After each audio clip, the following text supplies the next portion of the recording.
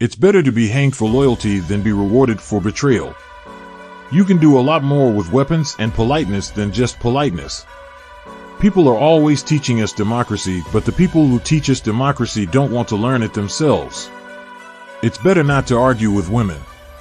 I insist that people, wherever they live, have their rights, and they must be able to fight for them. Sometimes it is necessary to be lonely in order to prove that you are right. I don't regret anything. I did everything absolutely correctly. I think every person should have some faith inside him, in his heart. What matters is not an external display of this faith, but the inner state of the soul. Europeans are dying out. Don't you understand that? And same-sex marriages don't produce children. Do you want to survive by drawing migrants? But society cannot adapt so many migrants. We are all different, but when we ask for the Lord's blessings, we must not forget that God created us equal. We in Russia have always considered Russians and Ukrainians to be one people. I still think so. When Saddam Hussein was eliminated, the Iraqi statehood and thousands of people from the former Ba'ath Party were also eliminated.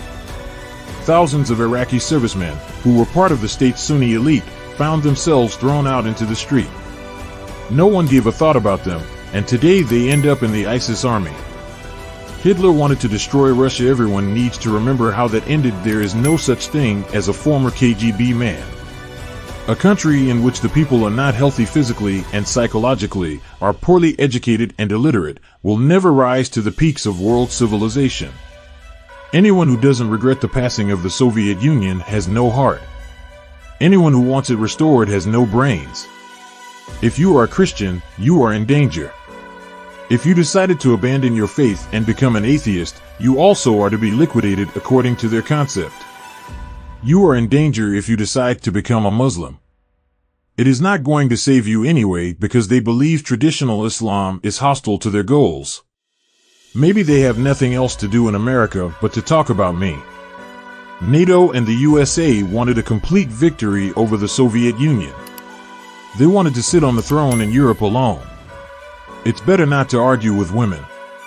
When people push boundaries too far, it's not because they are strong, but because they are weak. But maybe weakness is not the worst quality for a woman.